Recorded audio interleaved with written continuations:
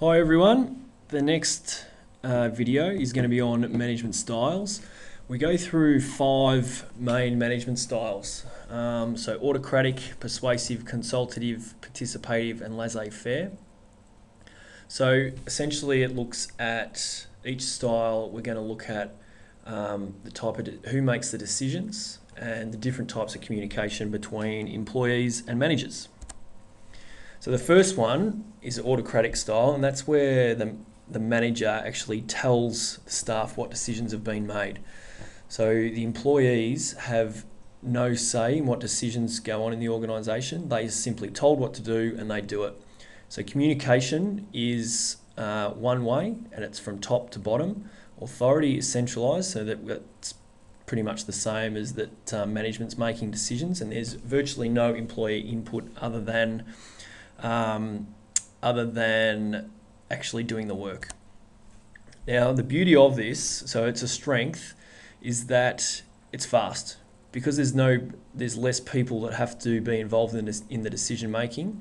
The manager simply makes the decision, and the employee tells the employees what to do, and they have to act on it.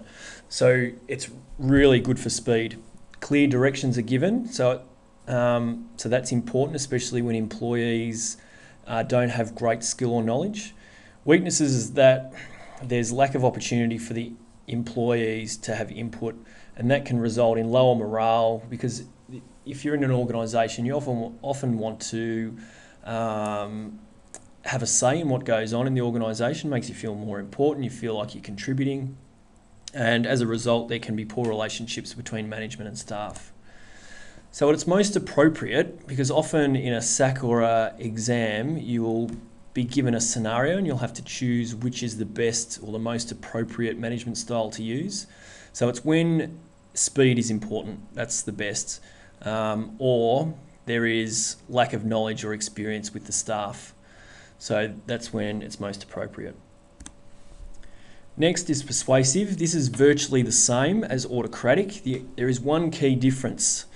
And that is that management gives more information. So they try and sell their idea. They tell you what to do and then tell you why it's the best decision. So again, management makes decisions. One way communication, yet there is more information given to employees. Power centralised, and all policy is dictated by management. All that is exactly the same as autocratic management style. The key is that they give more information to try and persuade you to that their decision is the right decision. Strengths: managers gain trust and support through persuasion. So they try and give you more information, makes the employee feel a little bit more important. Instructions are clear, and again, it is fast. Weaknesses: poor communication. What we mean by that is that it's one-way communication, so there's no two-way communication. Employees can feel frustrated that their ideas are not being heard. Low morale. So all that's the same as the autocratic management style. Most appropriate: same, fast, and when employees lack skill or knowledge. Consultative style. This is now begins to change. So employees are actually getting a say here. Management consults with staff before making decisions. So communication now is two-way. This is a major change in the management styles now. So employees actually talk to management and discuss what they think is the best way. Encouragement of group discussion before decisions are made by management, but that's the key.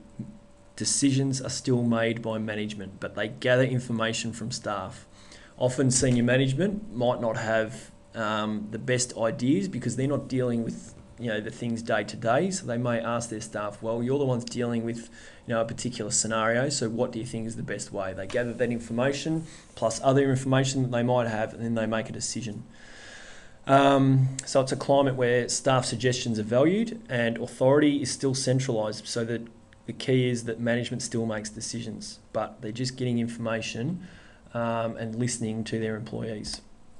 Strengths: you get greater variety of ideas. Rather than one manager making decisions on their own, you're actually gaining ideas that you may not have thought of as a manager from your employees. Employees have some ownership over the way the organisation is run, and that creates more interest and often better results. And tasks can often be completed more efficiently if so that only because the right decisions are made and employees are happy, so they often work harder. Weaknesses that the making decisions can be more time consuming because there's more people that have to be consulted. If staff aren't consulted on every decision, they may become uncertain. Well, why was I consulted on this decision, but now you haven't come in and asked for my opinion? So that can be a problem. And the manager can't use everyone's scenario. You can't use everyone's decision. So if your decision's overlooked, you can sort of feel a bit of resentment and say, well, I thought my idea was better. Why did you choose Joe's idea rather than mine? So that can cause some conflict. When is it appropriate? When a decision is directly going to affect employees.